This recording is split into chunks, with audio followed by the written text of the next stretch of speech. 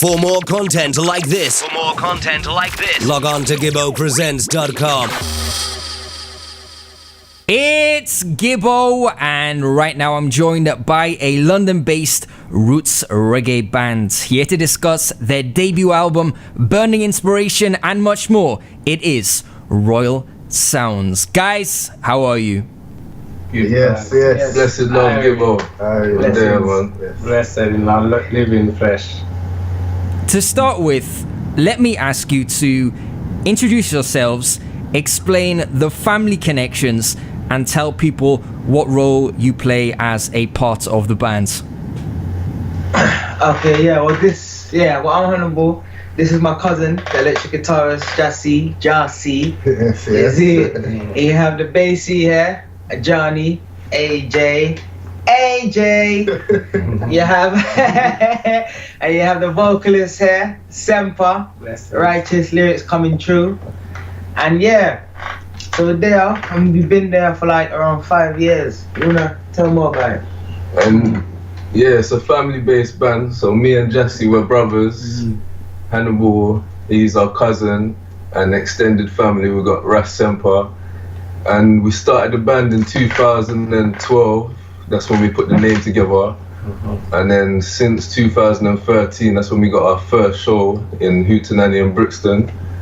And then since then we've just been trying to work on our sound and just developing. And then now we just got our album coming out Friday, so we're excited about that one. Gassed Ready. up, Not only are you two brothers, but your father was involved in the music business long before you were. Can you give me a summary of his career and achievements?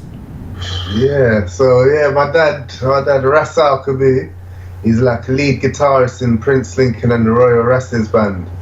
So he was touring all over the world, and then he just passed his teachings on to us. So that's where we get our talents from, really. So we've been learning from a young age until now. So he taught you guys to play instruments at a young age? From about 5, learning the guitar.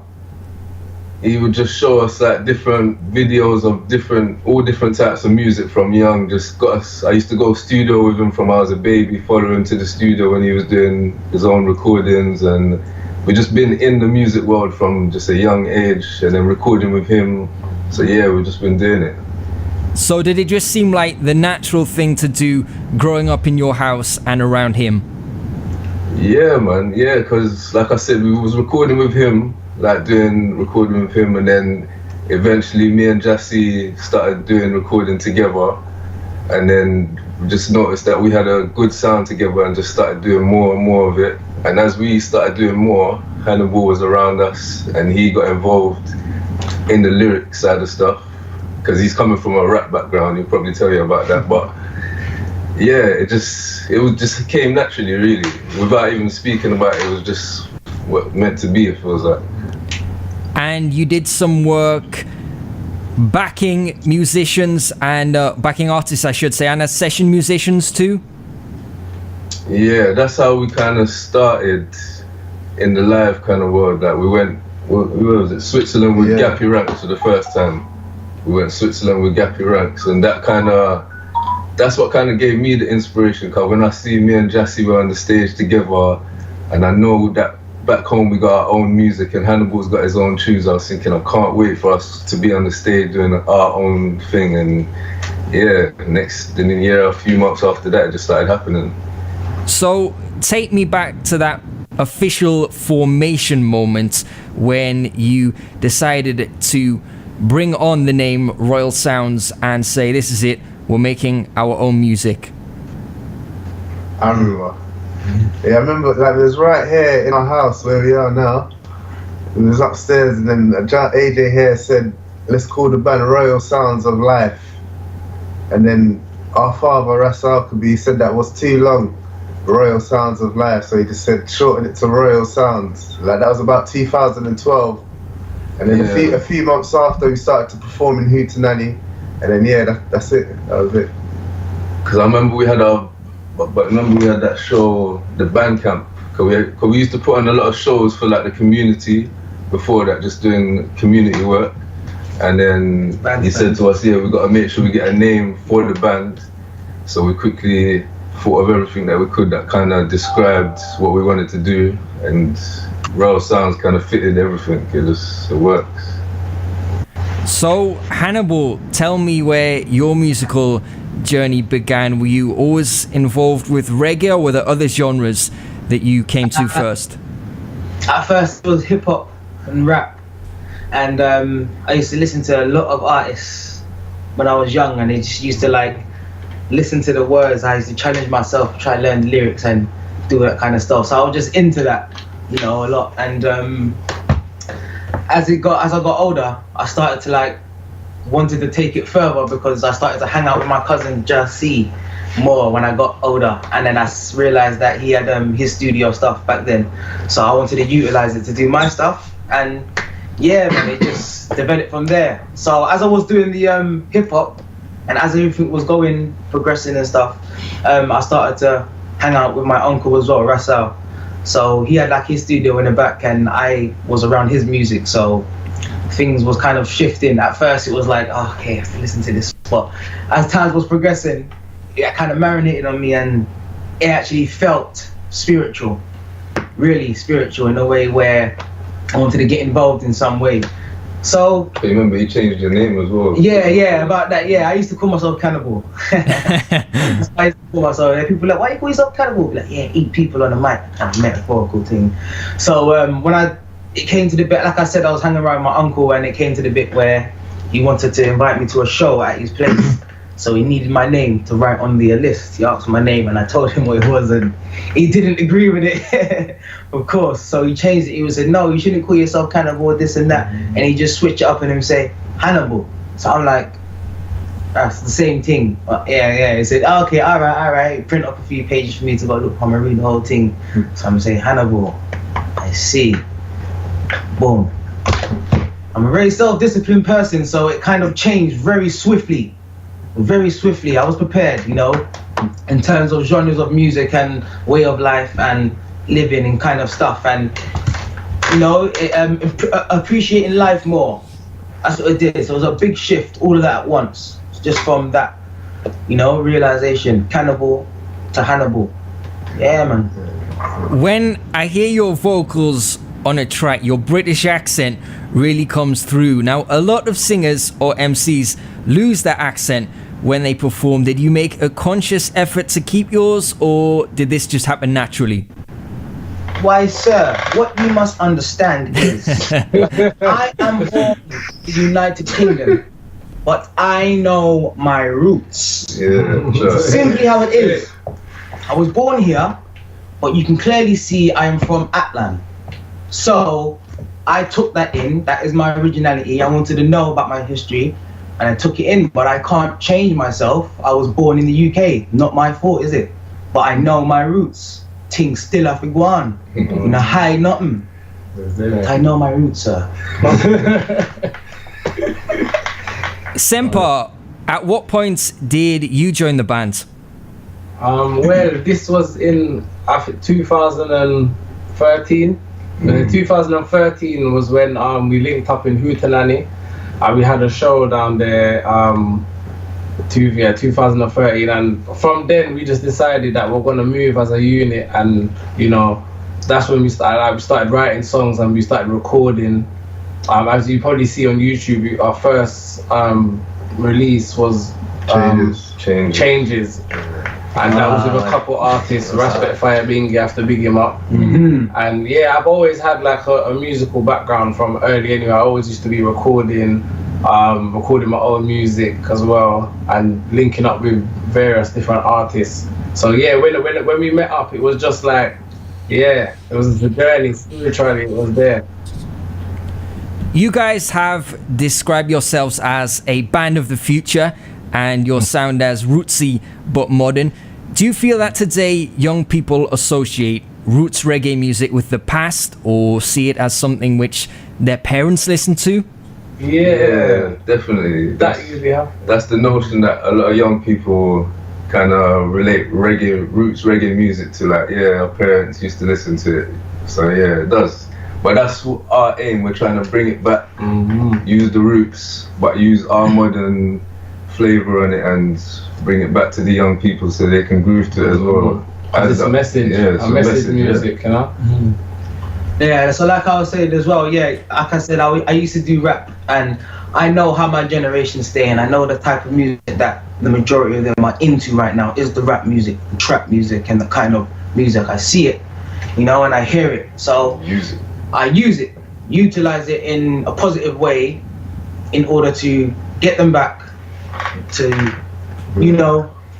wake up and hear something that you can gas yourself off, that will influence people around you, so on, etc., and let that spread, So don't forget, music is a very powerful thing, so we want to take advantage of that and help people, It can be used for destruction, it can be used for creation. We want to create positivity to everyone.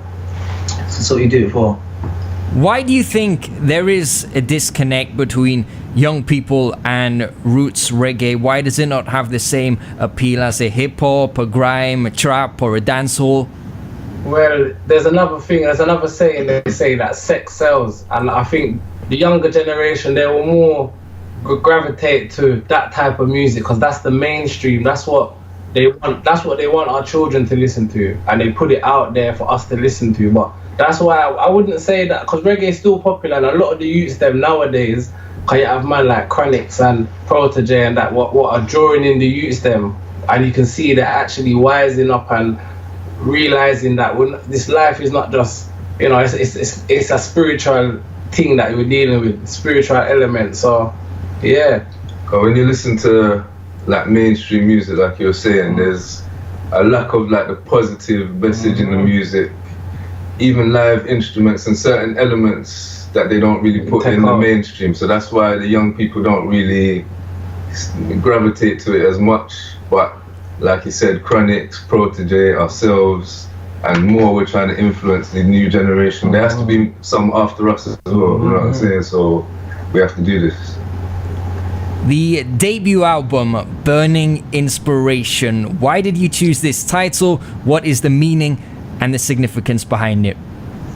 Well, there's different meanings behind Burning Inspiration, but for me personally, it's like we wanted to put this work together for a long time, and this inspiration that was in us, that was just burning, and it was just ready to come out. It was just burning inspiration, really. Was there a specific moment in time when you began to record material for the album, or is it a collection of work recorded since your formation? Both. Both. Mixture of both, yeah. It's a mixture of both, and then like after a while we started realizing the sound is getting really good. Like we're getting songs that actually sound like an album. So then we decided we're gonna go to Jamaica. When did we do that? Last year summer. Last year summer we went. End of summer we went to Jamaica, and we had about 6 more songs on the album that we needed to record. We just went there. We didn't even plan what we was gonna record. Just same thing, Burning Inspiration. We just went there, just got the inspiration, and then just went to the studio and burnt that. Yeah. So about half of it was recorded in London and half in Jamaica? Yeah, like various studios around London, and then finalized here in our home studio as well. So the sound is good. Other than yourselves, who contributed to the album? So yeah, like we got our dad Ras Al-Kabi on some tracks. He plays the lead guitar. So yeah, he played the guitar solo in Vampire Slayer. And then you have Patrick Matic, like a well-known trumpet player here in London. Patrick. Yeah. So he played on various tracks. Ray Carlos. We have a new singer from London, from UK, called Alicia Scott. So yeah, she's a great singer. So she's done some vocals for us.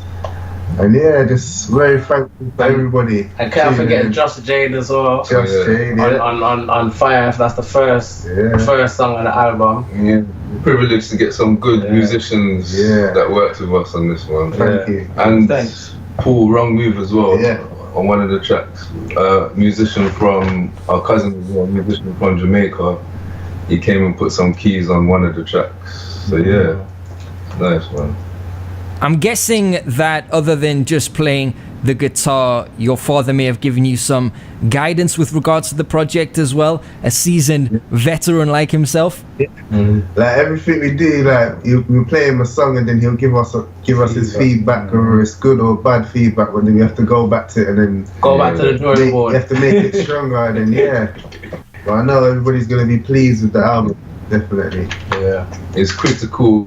This critical thing is always in our ear. Even if we don't show it to him, we always have to think like, I wonder, if we play this to him, would it get approved? So we have to say, we know that it's to a level. Definitely, it's to a level, man. If he's approved it, we're proud of it, man. I have to say, I love the video for Message Music. Can you explain the concept of the video for the benefit of people watching this interview who haven't seen it? Yeah, well, the concept, what we wanted to do, we wanted to like draw people in and make sure you watch it. And as the video is called Message Music, there's a lot of, in the video it sees that we've got packages that contain, as the guy, our sound engineer in the intro, Lewis, he says that it's the high power stuff. So throughout the video you see us distributing this high power stuff, and at the end you realize what the high power stuff really is. So yeah, it's a kind of movie / video. We kind of put together the idea. Yes, even the hook, when I'm telling you, it's like I'm saying just trust us. So we say Message Music, can't abuse it. So when we say can't abuse it, not criticize it before you see the package. You just criticize it. Don't abuse it. Give it time. Don't refuse it because wait, it's important for you. It's a message. Don't refuse it. Don't get confused yet, like in a Rubik's cube. Yeah, so there's many twists, and it chooses you. It chose you for a reason. So just hold on and wait till the thing open and you see what's in it. You know? Yeah, it's a great idea because you see the package and obviously the first thing that comes to your mind is there's some kind of illegal substance in there. Then I'm thinking, so wait a minute, Message Music doesn't really go with the concept of the song. Is there going to be some kind of twist, or is there going to be something else in the package, and you have to wait and see? So it really was a great idea. I'm sorry, so how I want to get, so when I tell you the hook before you see what's in it, and then you see me say the hook again after you've seen it, it's like it makes sense why I'm telling you don't refuse it, because now you see, you know, it all link up. And again, like we were saying, the young people link up, that kind of thing. When young people kind of see that kind of stuff, they'll, oh right, what's that? What is that in there? And then they'll watch it at the same time, listen to it, and hopefully the message gets through to them. And by the end, when you realize what's in it, you realize it doesn't have to always be a negative. You know what I'm saying? There's a lot of stereotypical things on Rasta, so people will see that and think, but so yeah, make sure you watch the video to the end. On November the 3rd, you're going to be at one of the locations featured in the video, Lion Vibes Record Shop in Brixton. Give people some more info about this event and tell them why they need to be there. So yeah, Lion Vibes, yeah man, big up for having us in the video and working. Well, yeah, basically we're gonna be there, we're gonna be signing the album. We're going to be giving you a listen to the album. And yeah, we just want to thank Lion Vibes for, yeah, we're going to do a few performances acoustically from the album. And yeah, we just want to thank them for allowing us their space to do our thing in there. So just come down, people. Just come down. We want everyone to come and support. We'll be signing the Diss Them. We've got records there as well. Also, people have a vinyl player. Come down. Live performance. We'll just be there, just chilling, and we might just hold a jam. Also, there's gonna be vegan food right around the corner. Yeah, it's gonna be a vibes, man. Vibes. Yeah. And that's just off Cold Harbour Lane in Brixton? Yeah. Oh yeah. In the Brixton Village. It's in the Brixton Village. If people from that area, they would know. But even still, if you Google it, Lion Vibes record shop in Brixton, You can get the direction of them still. Right, 5 o'clock to 9 p.m. Yeah, 5 o'clock to 9 p.m. Lamb Vibes, Brixton. At the end of November and into December, you'll be supporting Natty on his UK tour. How did this opportunity come about? I'm sure you must be excited to perform your new material live. Yeah, so years ago, Natty puts on events, Vibes and Pressure in our local area. So we used to perform there, so we just made a connection with Natty, and then from there, he just gave us a ring and then asked us to join him. So that was it. Ever since 2014, we just kept the connection. Well, yeah, we're enough excited about going on the roads, man. It's gonna be our vibe still. Always 11 dates back to back. Yeah. That's our first proper back-to-back tour. So yeah, and we got another one in the pipeline for next year that we're getting ready for, so it warms us up still, so it's nice. Before we finish, is there anything else you'd like to mention or anyone that you'd like to big up? Yeah, just big up everybody supporting us. Big up Gibbo Presents for having us.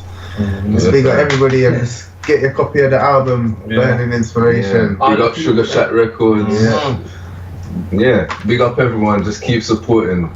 And thanks for all the support, you understand, because we appreciate it. Away in London, so some people might be in Jamaica, Africa, France, Spain, so we have to big you up. Blessings, just go online and purchase it. Burn Inspiration. More love, Rastafari. Alright. Gibbo presents